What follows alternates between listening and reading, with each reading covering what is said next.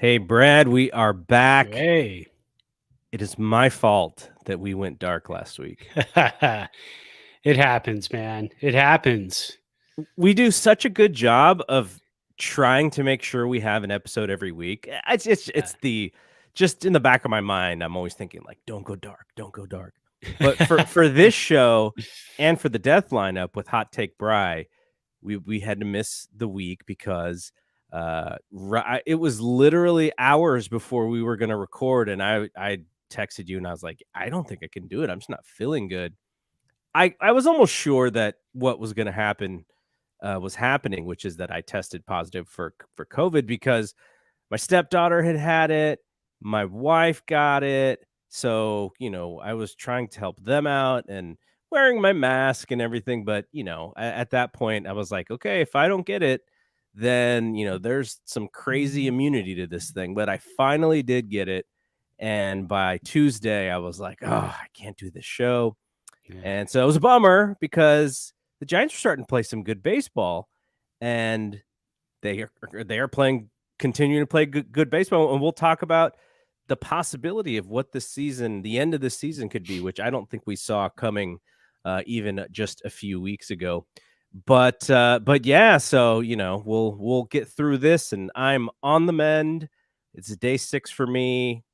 I feel so much better yesterday and today, especially. I feel so much better. So I even did my podcast last night after that horrendous 49ers Sunday night football game where it was one of those games where the national media was like, oh, Jimmy G's back. And Jimmy G's like, oh, you guys wait. Let me show you. Let me show you why the 49ers drafted Trey Lance, because he put on quite the performance last night. So yeah, but see, as a Rams fan, that doesn't do anything for me. That doesn't make me feel great about next week because I like I was telling somebody today on Twitter, I've seen Jim Druckenmiller in a 49ers uniform beat the Rams. So I'm not, it's not this Rams team, but yeah, it's anytime the Rams and Niners play, just like other than this year, anytime the Giants and Dodgers play, you're going to have spirited fights, matchups. Everybody just plays, everybody goes up a level. And if you don't go up a level, if you're the team that doesn't go up a level that weekend, then it could be bad for the favorites. So I don't even know if the Rams are favorites right now, but I think the Niners are favored by 2. They are? Okay. But because it's on the road. Here's where you should be. I'm going to give you a little insight to where maybe you'll have a little bit more confidence going into Monday night. Trent Williams is hurt. He's going to be out with a high ankle sprain. He missed the playoff game last year as well, the one that you guys won when you beat us.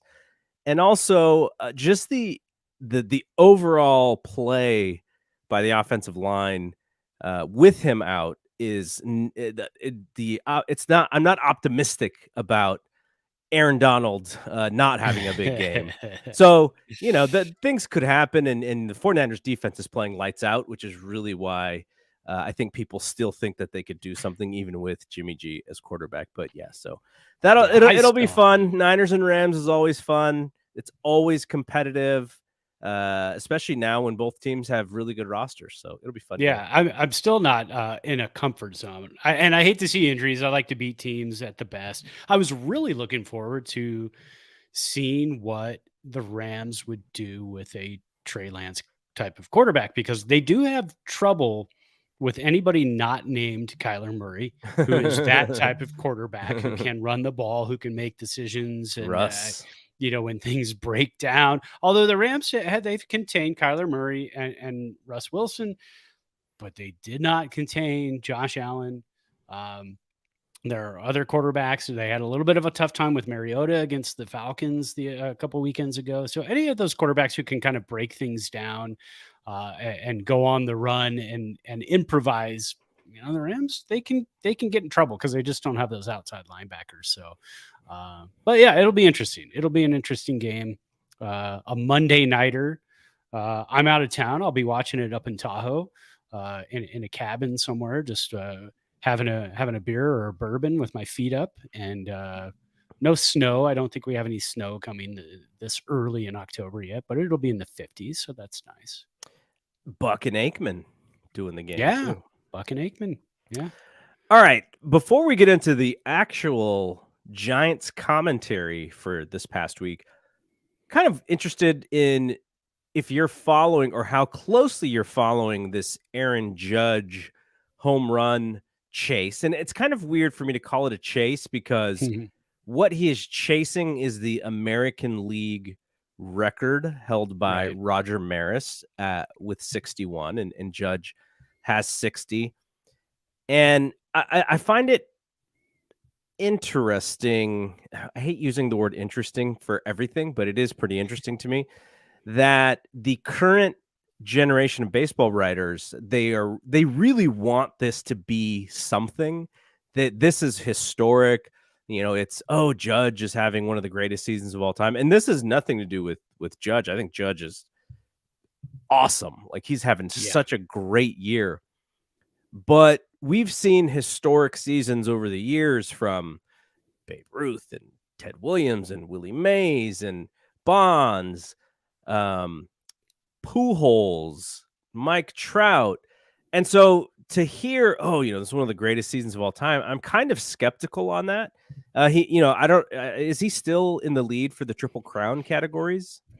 I believe he is. Look at his batting average real quick. He's hitting 316, and I think that's still good enough to lead the American League. I have to look at the league leaders, but I did punch it up. Got it on the background because, he's 1 for 1 tonight, but with just a base hit, nothing fancy. And I sort of understand the idea of, just because baseball today has a problem connecting with as many people as it once did, I guess it is kind of good to say, look, like, if you guys are not paying attention, you're missing something really special.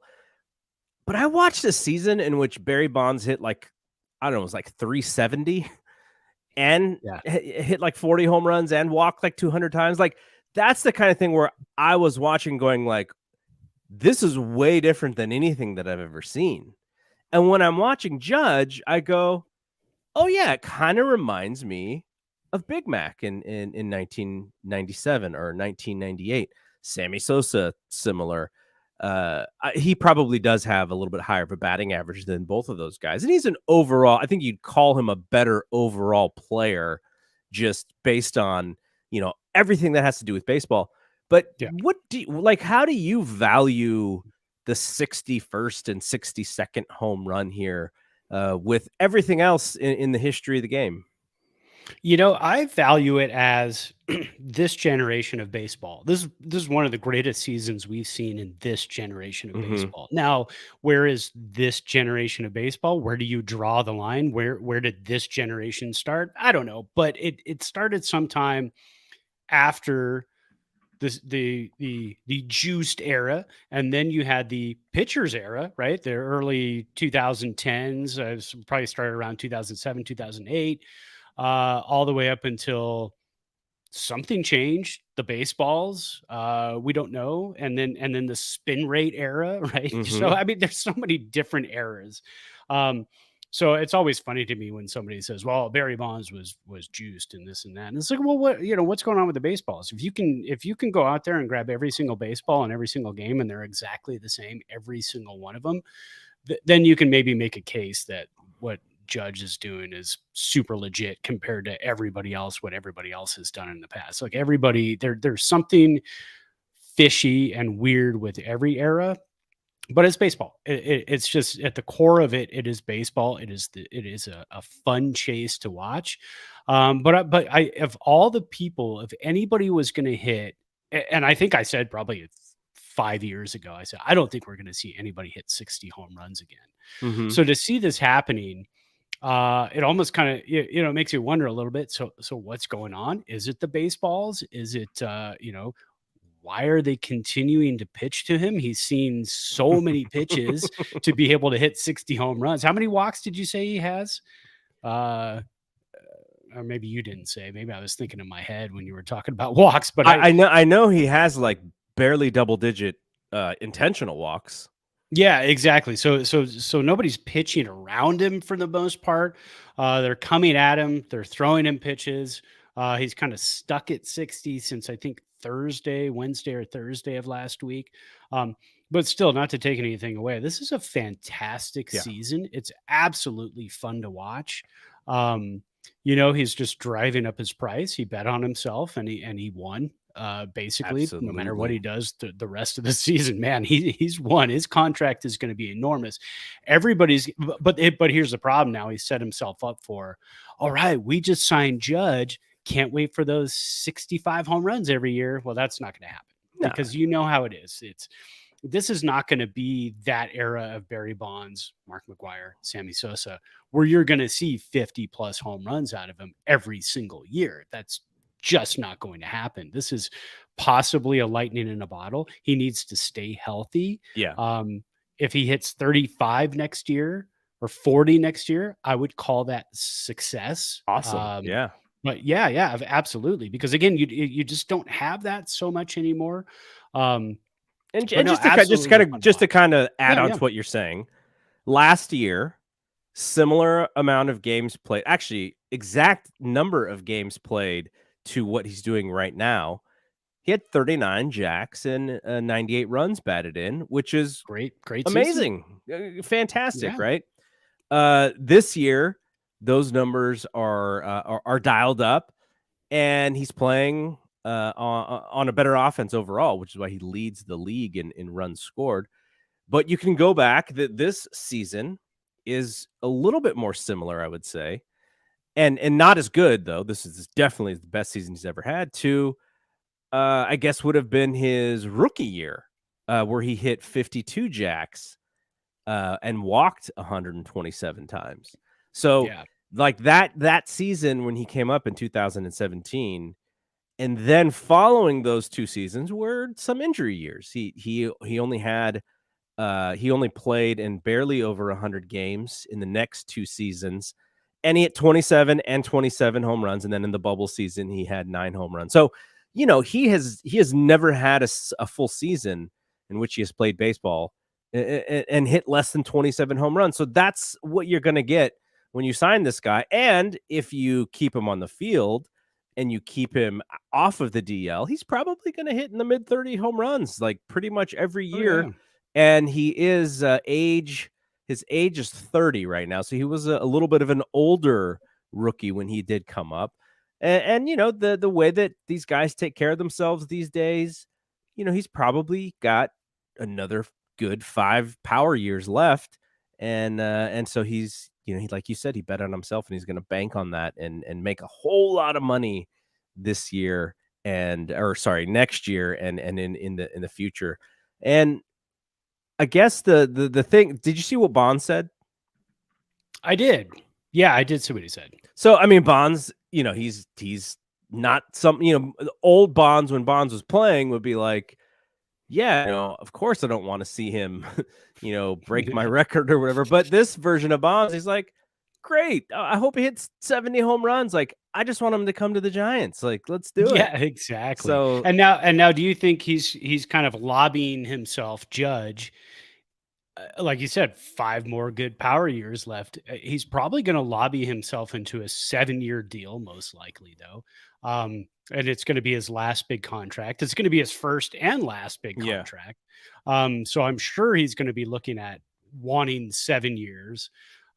Somebody could get creative with that, but I think he's going to look at it and then say, like you said, lightning in a bottle, bet on himself and won.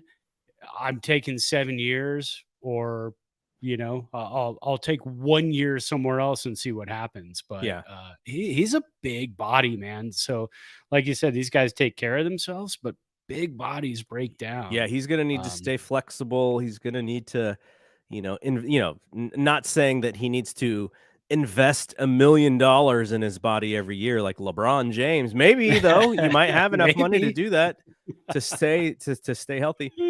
And yeah, if I'm a player though of his stature, I mean, because you can look at some of these teams you have Mike Trout signs a long deal with the Angels, and they are not a good baseball team.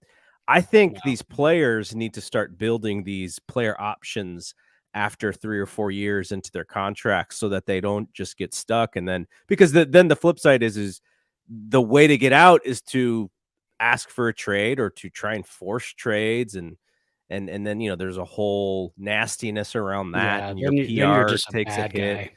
Yeah, so, if I was Judge, I would look for a long deal, or maybe you do take a little bit of a shorter deal. Maybe you take 5 instead of 7 and go, "Okay, but after year 3, I want a player option. I want the Mhm. opportunity to opt out and redo this, and if not, if I deserve more money and then, we can figure it out." So, really cool to see, though. I'm glad Oh, yeah. there's not as much buzz to this as when we were watching McGuire and Sosa, obviously, and then Bonds later. But nice little buzz, and then you get the stuff with Pujols as well, which I think makes people feel for that era because Pujols comes kind of right at the tail end of that steroid era, and now he hits number 700, and I don't think that we thought at the beginning of this season that he would have gotten this far with it, and just No. amazing. Like his year this year compared to last year is like so night and day, man. Well, where did he start the year last year? With the Angels. I think that just, like, sucks all the energy out of you, And then doesn't went it? to the Dodgers, right? Yeah, yeah, exactly. Well, and then the Dodgers, he said he was more inspired, the crowd, playing in front of fans who seem to care again. So I don't know. I mean, it's probably a good thing Moreno is selling the Angels at this point. I think they needed an infusion. That's a great place. It really is. It's a really fun ballpark. I've been there before in Anaheim, right next to Disneyland. I mean, it's a great place to get out of towners just to come watch baseball. But if you're putting a product on the field like Otani and Trout, and then a bunch of other guys, players to be named later, then it gets rough. Yeah. You're not going to get fans. They got other things to do in LA. So yeah. All right, so let's hit on the first thing, which would have been our lead topic last week if I didn't have to tap out there, which is Buster Posey is a part of the Giants ownership. So that means that he's going to be with this team. He's going to be around this team, and which is what we wanted, right? When Hmm. we can go back all the way to the show that we did when he retired, and we were just like, I hope he sticks around. I hope he's a part of the Giants. I hope he, wears the hat when he's in public. Like he just feels that part of the team. And this is going to allow for that. I don't know how much money he had to put in to be, the minority piece of the ownership, but I'm happy that he's going to be around and he's going to be sort of that forever Giant, right? Like he started here, finished his career here, and now he's got a piece of the ownership. Pretty cool thing. Yeah, and all the talk too is, I think when that happened, a lot of people were thinking, "Oh, this is awesome. He's going to be part of the, decision making when it comes to players and this and that." He's not going to do any of that. They have a president of baseball operations. I don't know if you've heard of him. His name is Farhan Zaidi. Yeah. So I think we're okay there. We don't have a GM right now, but we'll get into that later. And he'll be part of that search, I would imagine. Not necessarily Zadie's going to like head that whole thing up, and I'm sure he's got a whole brain trust that takes care of that.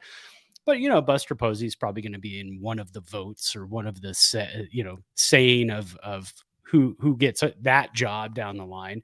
But yeah, I mean, he's there as a, they've pretty much said he's going to be like the go-to between ownership and the players. He's kind of an in-between type of guy who can give you the feedback of what it was like to be a player in the San Francisco Giants organization, have success. As you know, you can't recreate 2010, 12, and 14. Again, like we talked about earlier, totally different era of baseball. That was a very pitching heavy. You were happy to get a guy on the Giants to hit 15 home runs. And around baseball, home run leaders were barely tapping 30. So it was a different era of baseball. But he knows how to command a team. He knows how to command a pitching staff. He knows how to just kind of be that guy on the team that people look up to. So I think that's going to help when you are recruiting, when you're Zadie in the front office and you're recruiting, and you say, well, Buster Posey is one of the owners. So anytime there's an owner issue, anytime there's issues come up between the players and the owners, which in the San Francisco Giants organization, that honestly doesn't happen. But you just know that you have that voice, that go-between voice that you can talk to and sound things off of if you ever need that. Do you know what Pat Riley does when he tries to recruit free agents to join the Miami Heat? Does he wear every single one of his rings? Yeah, I think he just brings them all out and he just lays them out on the table. How many does he have? That guy has a ridiculous amount of rings, right? Yeah, I mean, he has the ones with the Lakers as a coach. He probably has 5 from the Lakers. Then when he went to the Heat, he won 1 as a coach, and then I think they won 2 more when he was the president. So whatever that is, 8 or whatever. Yeah, which ones does he decide to wear? Because we only got 10 fingers. Yeah, so you got to decide which ones to wear. So it's going to be awesome, and I hope Buster does pull that move. It's Giants are bringing in Judge, and Buster busts out the rings. Yeah, he put him on there and just goes, yeah. So Judge, what are you thinking? Starts rubbing his face, and I mean, it's a good sell, right? Do you want to be the Buster Posey of the Giants? Because the Buster Posey of the Giants is here to tell you, this is what I did, this is how I did it, this is how we won. Pretty cool deal. Not to say that he's been super successful in doing that yet, because I know that they've flown him out a couple times to try and sell guys, and it hasn't exactly worked. But look, man, that this is a resource for them, and I just like the fact that he's around. We talk about this all the time. Will Clark being back with the team and being around the team, it means a lot to us because that's who we grew up watching.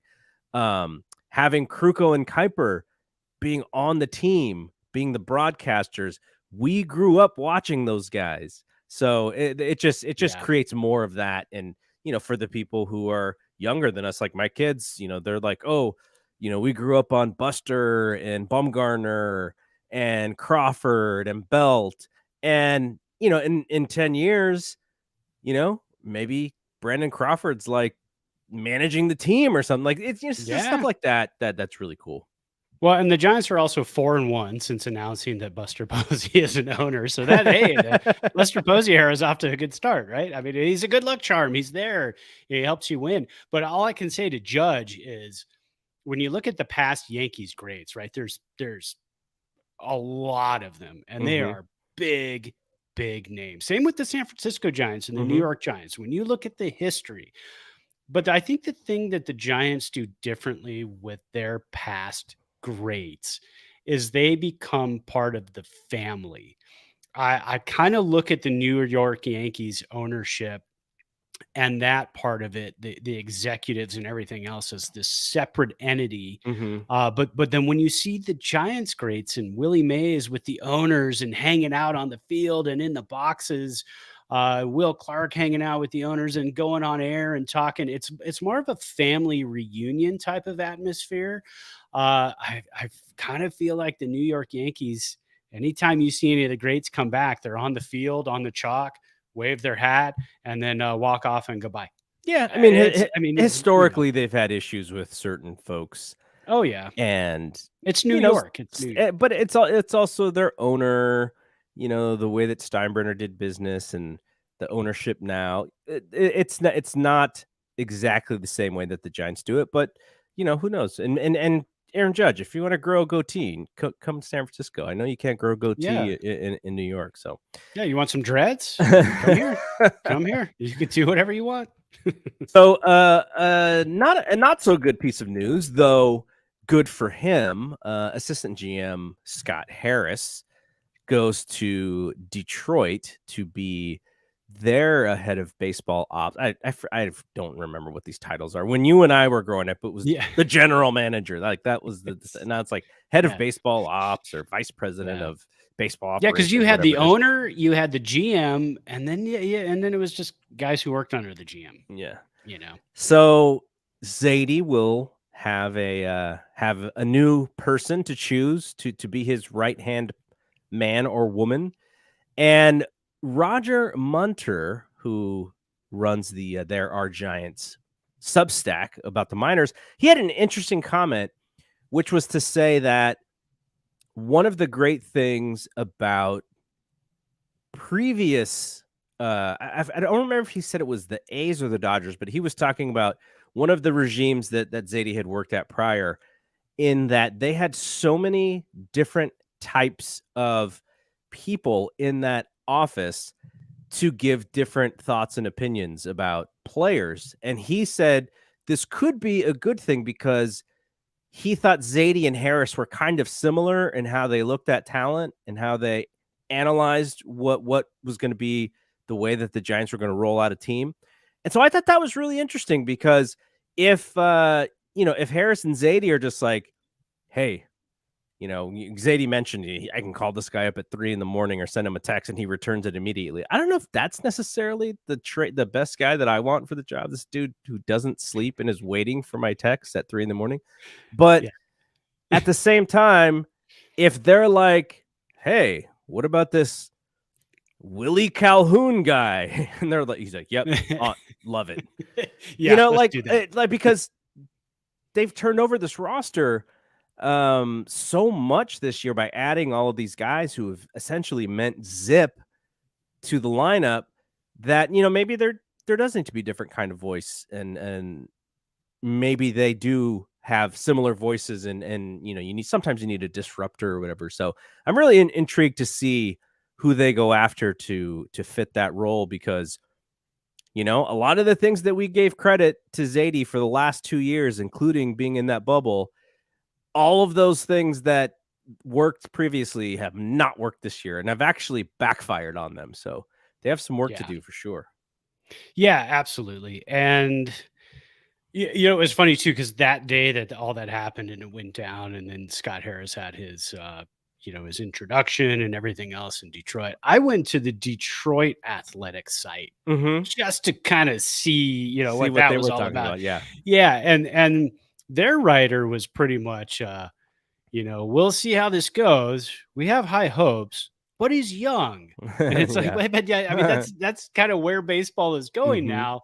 It's not the it's not the Al Rosen that comes in at 67 years old, has Right. been around the game for 50 years, and then he's going, I like the guy that can swing for the fences. Well, what else can he do?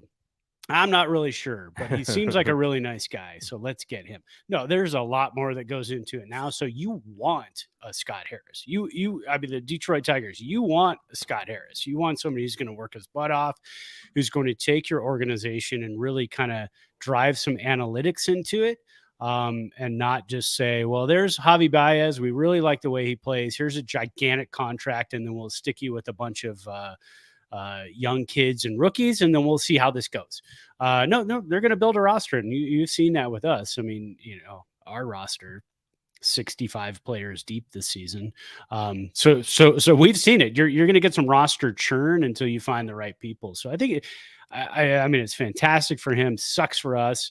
I haven't seen any names at all for a GM for us, so I'm not exactly sure where we're going with that, but I do have a lot of faith in Zadie. I really do kind of feel like he's going to be able to find a guy who's similar to Harris. And like you said, yeah, do you want a guy who's up at 3 o'clock in the morning? Yeah, I mean, if they live and breathe baseball and that's their job, I'm fine with that. Yeah, keep him up, man, as long as he doesn't have a bunch of kids and needs to sleep for that. But that's Well, yeah, I don't know. I think sometimes when you eat, drink, sleep, baseball, it's just like, man, can the guy watch a little bit of Netflix without you bothering him? Come on. Yeah, exactly. Yeah. 3 o'clock in the morning, man. All right. So yeah, good him. And I do think I agree with you that I think it's going to be a popular position because if you just saw Zadie get Harris a number one spot, you're like, hey man, that's not a bad place to be, right? Yeah, absolutely. It's a place to grow. I mean, Yeah. that's what as a Rams fan, the Rams have really grown over the last 5 or 6 years. The front office, the coaching staff is poached constantly, but there's always somebody else in the wings that comes in and you go, wow, this guy might actually be better than the last guy, and the organization continues to grow. So Scott, not saying that Scott Harris is holding anybody back or anything like this, but this is going to give somebody else a chance, and maybe Zadie finds somebody who has a little different intangibles when it comes to picking players and finding players and different avenues and different resources and different ideas. So that's always a positive. That's something you look at and have to kind of hold on to. All right, let's play a little game here. And for the people who are listening, I will describe what we're going to do here because I have a little graphic here for Brad. This game is called If You Had to Choose. Now, I don't imagine that we're bringing back every single player on this year's team for next year. I think that would be pretty foolish because this team looked old and slow. And you're going to have to change up the roster a little bit. We have some new rules that we got to worry about. And I don't even know if you could bring back either guy, though I imagine they are talking to Jock Peterson and his agent, because whether you like it or not, Jock Peterson is hitting 266. He's slugging 501, 843 OPS, and he has been a productive offensive player. So let's make that clear because he is absolutely not productive on defense. Yeah. And he's a fantastic DH. Absolutely. And then you got Brandon Belt, who last year, we saw, oh man, the resurgence. He hit his most home runs in his young career in a season last year in his age 33 year. And then this year just could not shake injuries, having I think it's the worst year of his career. 2011 was a little rough, but that was, it was a rookie year where he was kind of up and down, and Bochy was giving him beers and on the Showtime show. So, his worst year since his rookie year, and he's only on a 1-year deal, and they will have to negotiate with him as well. So if the game was, we're bringing back one of those players, who would that player be for you? And we're taking everything into account. We're taking offense. We're taking the new rules where the dead red left-handed pull hitter probably is going to benefit a little bit from the lack of being able to fully shift your infielders all the way across the field. And, from a defensive perspective, because obviously Jock is, if you tell me that Jock's only going to DH, his value skyrockets on the team next year. Yeah. This is a really, really tough one. Because you hinted at asking me this question. So I did some research, but I still can't come up with a solid answer. So I'm going to come up with one live right now. I didn't pre-plan. Yeah. I did not pre-plan like an answer because I just couldn't come up with one. So I'm just going to kind of hash it out here live. So Brandon Belt's 35 years old. Yes. Or he's going to be 35 years old next year. Jock Peterson's going to be 31 next year. So there's a plus for Jock Peterson. You get a little bit younger. Maybe you sign him to a 3-year deal. You can't sign Brandon Belt probably to any more than a 1, maybe 2-year deal. And he would probably take a 1-year deal. What was his 18, I salary think this he year? made this 18. year. Yeah, so it was 18 on the oh, what's that called? I'm trying to remember his deal that Yeah, they yeah, offered, yeah, yeah. The qualifying offer. qualifying offer. Yeah, so he took the 18 million qualifying offer. As we know, Jock is on a $6.5 million deal. That's probably going to go up next year for sure, especially at 31 years old. And you can grab him for 3 years. If you're ballsy, you grab him for a 4-year deal.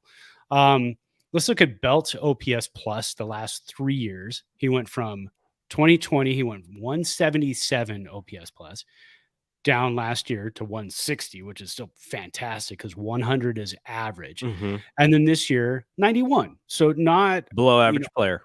Yeah, below average player, but not that far below average, but way far off from 2020 and 2021.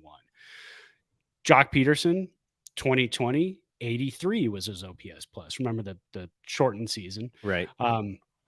2021, 94. Now, everybody thought he just went nuts once he went to Atlanta. Well, he did in the playoffs and in the World Series. But before that, he went from the Chicago Cubs. I think he was somewhere else, too, in between, right? He was with the Cubs. Jock was with just Dodgers, Cubs, and then Atlanta.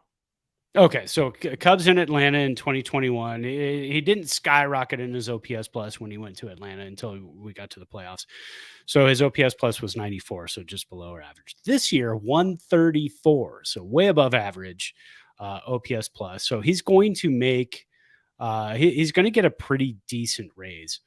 But again, we know he's really, really rough against lefties. But we have talked about the fact that if you do hang on to Longoria and you do hang on to Jock Peterson, you could have a really nice lefty-righty DH combo.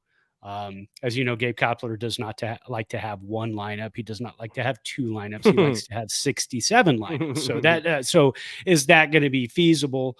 But as Buster Posey said, we'd like to see less roster churn going forward. How that plays with Zadie and Kapler, I don't know, but I would imagine they're on the same page.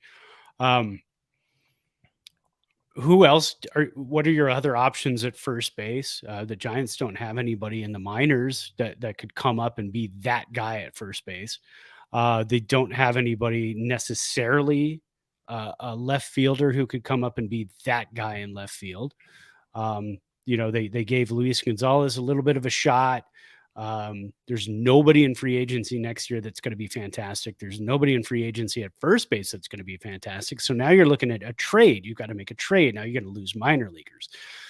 So that being said, I probably say you hold on to Brandon Belt for one more year until that first base market opens up, or you see what you have in the minors.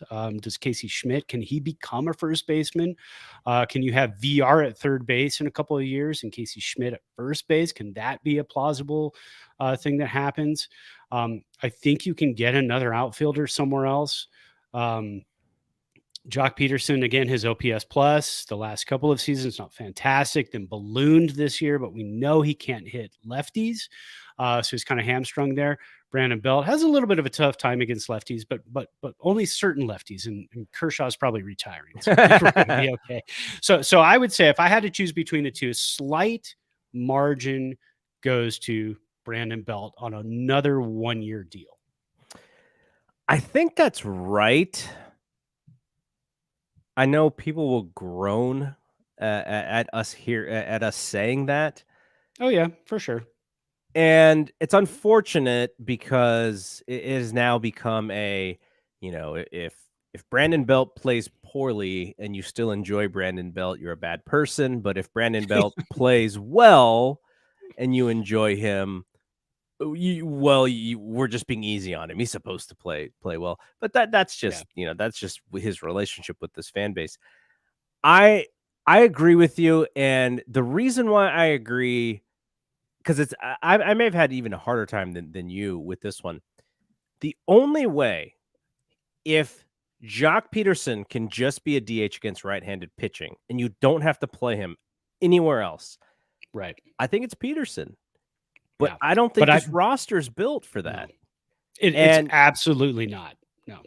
And there's going to be opportunities for him in the outfield, which uh, I mean, it just kills your defense because he's just not good out there. And, I'm sure the positioning and all that has helped him, but still, he turns singles into doubles and doubles into triples more than anybody I've seen, as Yeah. far as I can remember. Like, I can't remember there being that poor of a defensive outfielder for the Giants in quite some time. I couldn't even tell you who I thought, was worse than he is.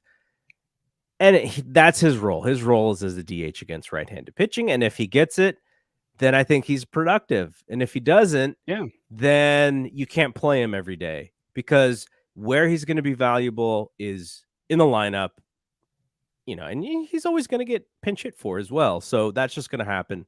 But yeah, so that's where I would go with it. And if you're telling me that just not how the Giants do business, then I would rather have Brandon Belt back, because at the very least, if his knee is healthy, like he says it is, he's going to be above average, maybe even better than above average defensively at first. And he, these shift rules may actually help him more than most hitters next year too. So that's kind of an interesting thing. You have to look at it that way too. And you have to say, would I rather have Brandon Belt at first base in this situation at this moment? Would I rather have Brandon Belt at first base, or would I rather have Lamont Wade Jr. at first base next season? Or would I rather have Jock Peterson in left field, playing some left field, maybe 60 games? Or would I rather see Luis Gonzalez or or somebody else who can play left field and is maybe going to hit 15 home runs, bat 270, but plays a really, really good left field. And that's who I'd rather see. And I'd rather see Belt at first base than some of the other options that are out there. I mean, it's like Jose Abreu from the White Sox is the next best option as a free agent next year. Yeah, you're not wrong. So Major League Baseball, yeah. the website, I don't even know who the writer is. It just says MLB.com. So it's probably a combination. But they had the top left fielders there. And this is not in alphabetical order either. Their top left fielders: Joey Gallo, Andrew Benintendi, Adam Duvall at age 33, AJ Pollock at age 35. So that's what you're looking at. And Jock oh man, they did Jock dirty with this one. No. They had him right underneath Tommy Pham. Oh, I see what they're ranking. They're ranking it by WAR. So that's how they're ranking. Okay. All right. And then for first baseman, it's Abreu, Rizzo, Josh Bell, Brandon Belt. And so, yeah, you're right. There's not a ton of guys who the Giants could just turn to. That where it's stacked is shortstop: Trey Turner, Xander Bogaerts if he opts out, Carlos Correa if he opts out, Dansby Swanson, Tim Anderson, Elvis Andrews, Jose Iglesias. So tons of guys up the middle. Juan Segura, though he's also a little bit old at 33. So yeah, they may make that decision, but I would also hope to not see both of them come back to this roster. Yeah, if they both come back, I wouldn't call it a failed off season, because we don't know what else is going to happen. I mean, we're talking, left field, you can have Aaron Judge, right? Or put him in center or right field and move guys around. So I mean, the number one target is probably going to be Aaron Judge. The Giants are going to do more than kick the tires on that player. But man, if they do get him, you probably say goodbye to Jock Peterson for sure. At that point, you can plug Brandon Belt back in. A healthy need. Brandon Belt, the captain, can show Aaron Judge the ropes. But what do you do at shortstop? That's the tough one. We'll talk about that probably in another show. But that's a whole. I mean, we could do a whole show on that, because we love Brandon Crawford so much to the point where he looked 25 this weekend. when you see him healthy, and you see what he can still do as a healthy player, it's so hard to say after this season, I don't mind saying goodbye to him. I don't want to. I mean, you've got a piece there at shortstop who knows the organization, doesn't have to get adjusted to the philosophies, knows the manager. You can get him on I mean, well, actually, he is signed next year too, right? Crawford is So signed, yes. yeah, so it's this, or so it was a 2-year deal. I keep thinking he's a free agent after the season. So next year, a healthy Crawford. Yeah, I wouldn't call it a failed offseason if both Jock Peterson and Brandon Belt have to come back, but I would probably say something didn't go as planned for sure. All right. We missed our player of the week last week. I will throw that player of the week up right now as you get your notes ready to say who the player of the week is for today. And the person, unfortunately, we didn't get to have this nice little celebration for Estrada. Tyro. And he's really, he's had a nice quality second half to his season for sure. Yeah, and the week that we had him winning the player of the week, he was up against JD Davis and Alex Cobb, who both have really nice weeks. And JD Davis is really starting to kind of come around and be that player that the Giants traded for. They didn't trade for him to say well, JD Davis is going to take us to the promised land, but they drafted him, or they traded for him, knowing that he was going to be a piece of the puzzle. And next season, I think he's arbitration eligible. So he's under control and the Giants can kind of just add him back to the roster. And he's a good piece. He's really coming around. But Tyro Estrada, the week that he won the award, he hit 391 that week with a 469 WOBA, home run, 3 ribs, 5 runs, 1 stolen base, and a very nice low 14.8% K rate. That was a nice week he had a couple weeks ago. Yeah. And he's also somebody who the Giants can not quite pencil in as like, this guy's going to make 150 starts next year.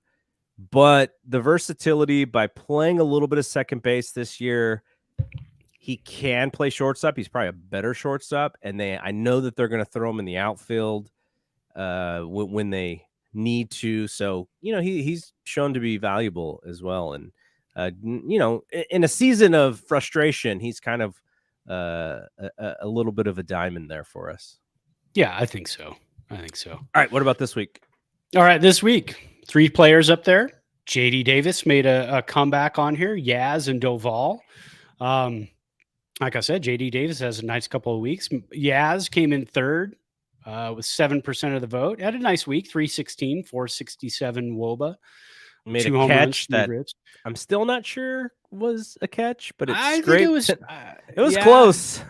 I think it was a catch. And then he almost made a fantastic catch. What was that? Friday night, I think it was, on that diving liner that was just kind of going away from him, hit his glove and popped out. Almost made another great catch. If you put Jock Peterson and Mike Yastrzemski together and made like a Yaz son or something, that's a really good baseball player.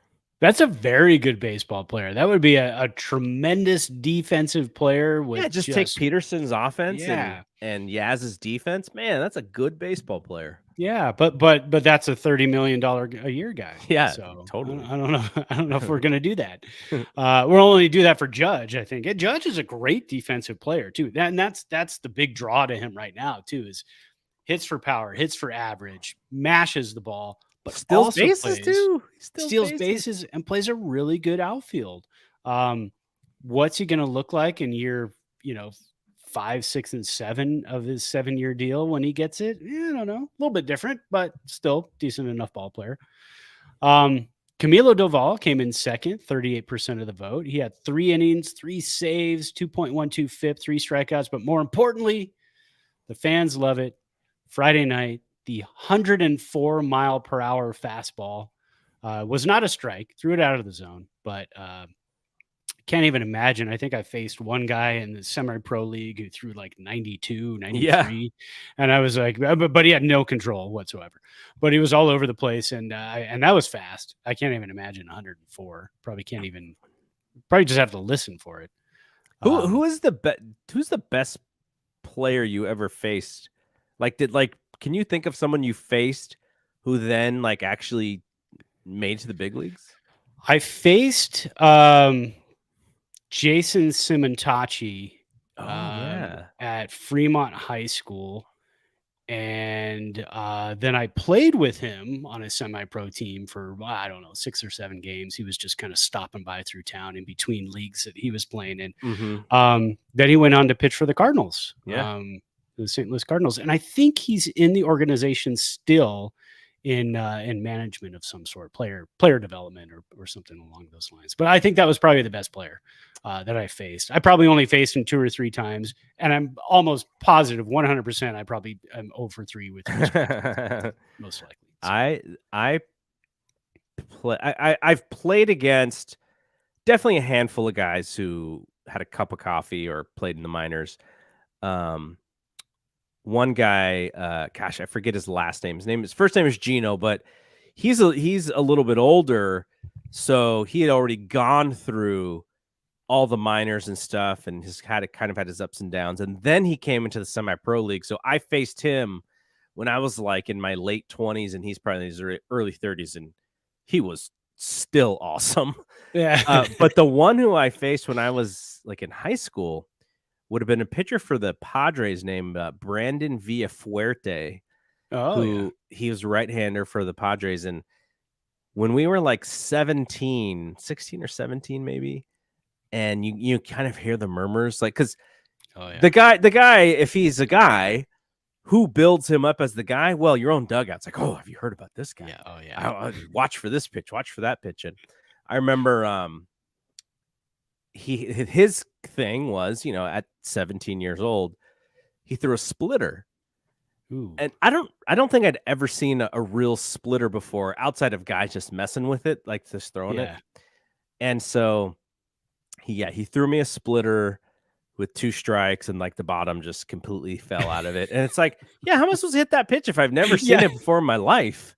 Exactly. And but I think I went 0 for 2, strikeout, and I think I did like ground out the next time, but I did not let it get to where I was gonna have to see that splitter again. That's for sure. Yeah. That could be, if you've never seen a splitter before and you're up there facing one, just imagine everybody's played wiffle ball. It's wiffle ball. If somebody has a really good splitter, it's basically wiffle ball. You can see it, you can track it all the way all you want to, but as soon as that thing drops off the table, you're kind of screwed, because you've already started your swing and your swing plane, and you're going for this fastball right at your knees, and at that point it's at your toes. So you're kind of in trouble. All right, so who won this thing? All right, so the winner ends up being JD Davis, who came in tied for second place last week, but 429 average, 554 WOBA, a home run, 2 ribs, and 3 doubles on the week, just mashing the ball. And that's kind of, what we're looking at too. We're going to have a little bit of a JD Davis, maybe JD Davis and Evan Longoria combo next year. Possibly. We don't even know, because again, JD Davis is ARB eligible, but you also have VR, who's now hitting the ball. So now you've got a third baseman in VR, Longoria, who you can pick up what is it, a $13 million option on him, or $5 million buyout. So you're looking at an $8 million difference.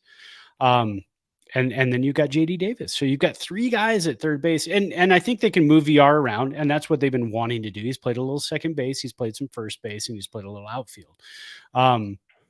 So if they end up bringing JD Davis and Longoria back, they could look at VR and say, all right, we're working on the offseason. We're going to get you ready for a different position. But you got Tyro Estrada at second base. So VR can be one of those floater guys. And we know Kapler likes to play with the lineup. So that's always an option too. So the last 2 guys to win the Player of the Week, Tyro Estrada and JD Davis, are 2 guys that are most likely going to be back with us next year. The Giants are having a really fun, really nice September. Winning record in September. Winning record in September. Their second best month of the season. which is Yeah, amazing. exactly. Yeah, exactly. And look, can I throw out? I had some numbers from a roster churn that I was talking about earlier, and since we're talking about roster spots and everything else, and Buster Posey was talking about how he'd like to see less roster churn and some more guys out there and getting more shots consistently. And I had talked about that too. Once we talked about September call ups, I thought Sean Jelly is a guy I'd like to see just plugged in Mm-hmm.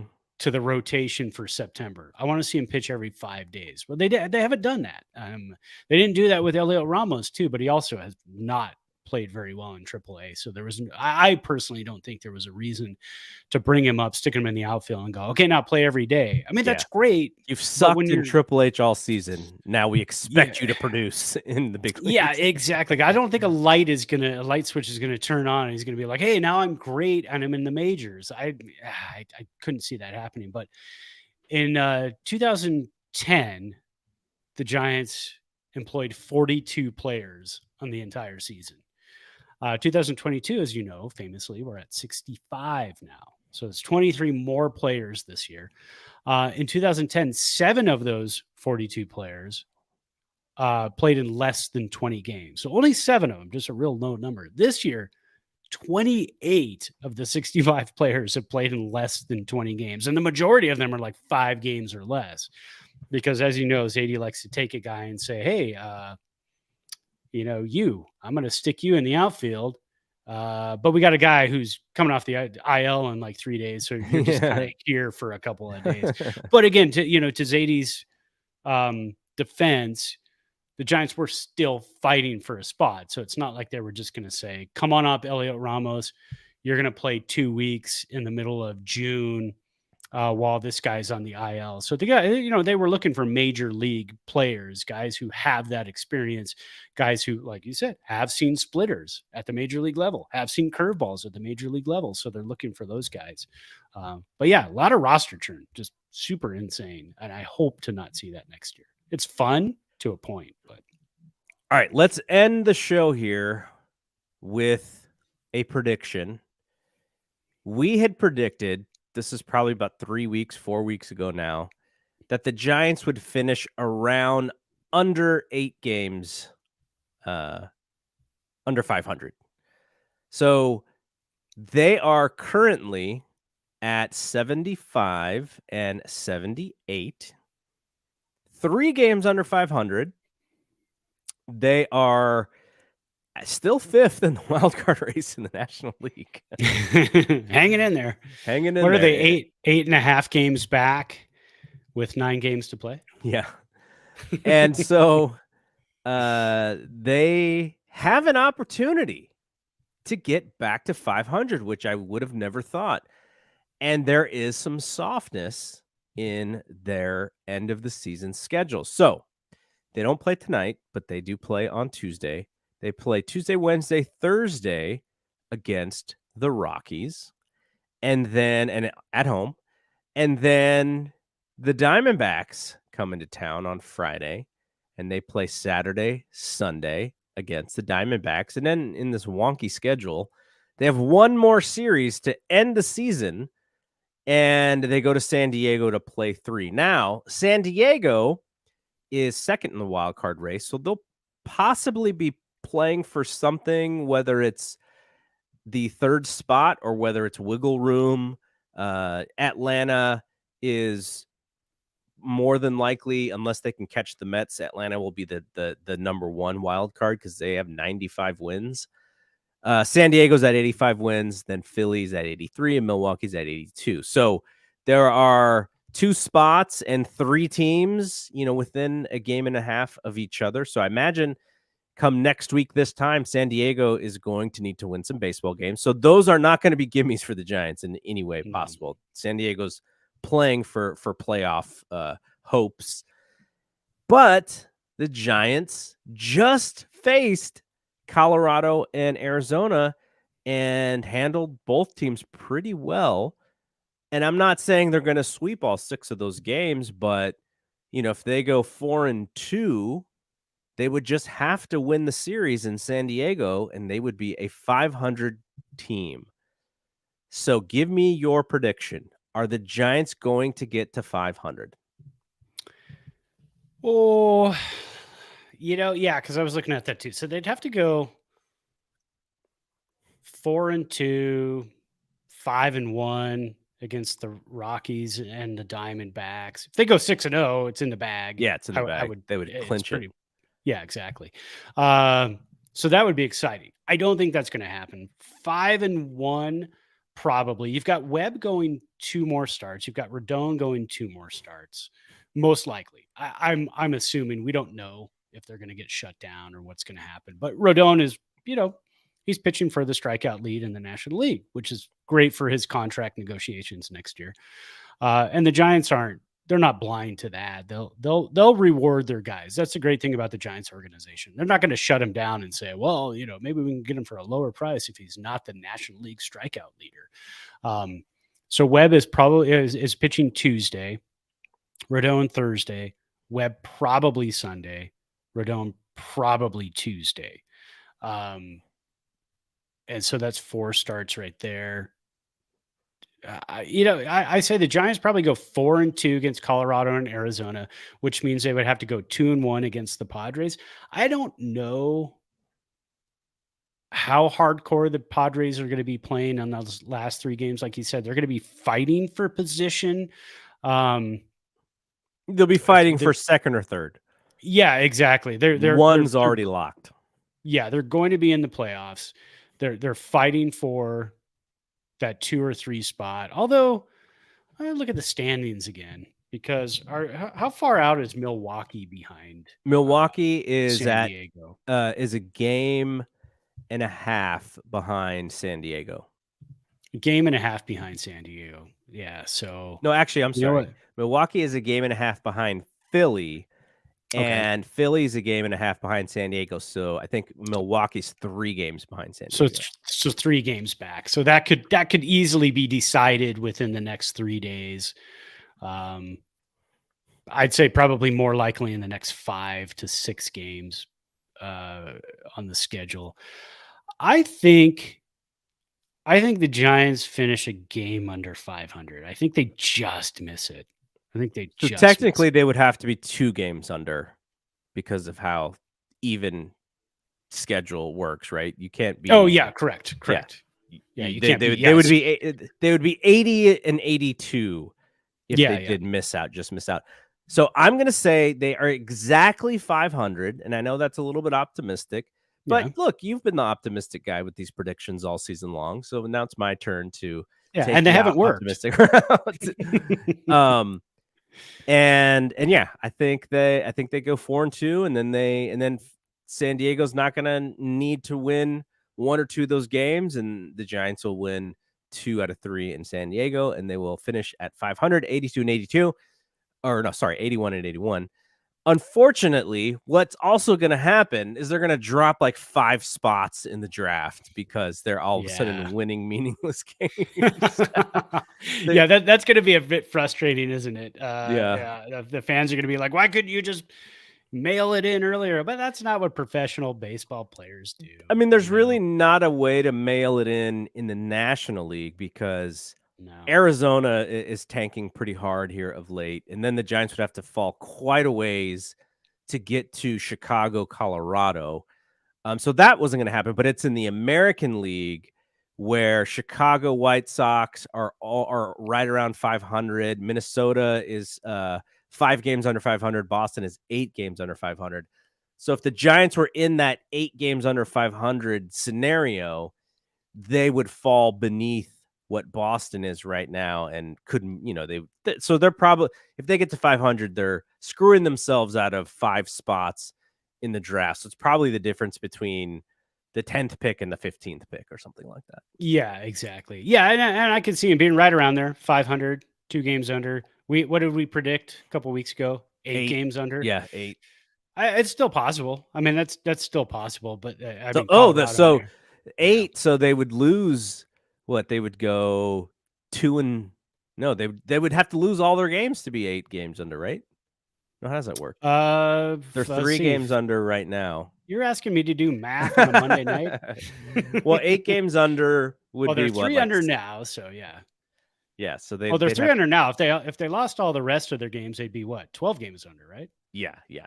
That's math. That's There you math. go. I got it. All right. That is it. I know you're out next week, so we'll figure Mhm. something out, whether it is Hot Take Bry or maybe I Yes. grab somebody who may want to chit chat about this stuff. But yeah, have a great vacation, and then we'll be back. When we come back, it'll kind of be like the end of the season recap, and we'll do you still have all those predictions and stuff that we made? I absolutely do. Oh And they no. I are was hoping you so said bad. no. I was They really are hoping you said so no. bad. Remember, these are predictions we made after a 107 win season. Exactly. So they're actually some of them are pretty good. Some of them Okay. are pretty good. Okay. I'll give you All that right. little tease. Yeah. All right. All right. So we are done here. I wouldn't say I'm exhausted, but I'm a little tired. I got to Yeah. admit from doing this podcast, I'm still recovering. And Well, I would say, you can go rest on the couch, watch a little Monday Night Football, but it's the Cowboys and the Giants. So I you're know probably better off just like, I don't know, falling asleep and watching nothing. we'll watch some TV, but it's not going to be that Yeah. football game for sure. No, no. All right. And yeah, so also Brian and I will be back on Thursday with the death lineup. And then Rod and I will be back Monday night with our recap of Rams 49ers. So you Yeah, there you will go. hear from me again in the next few days, and then we'll get Brad back in 2 weeks. All right. So for Brad, I'm Double G. We'll see you when we see you. Peace out. Peace.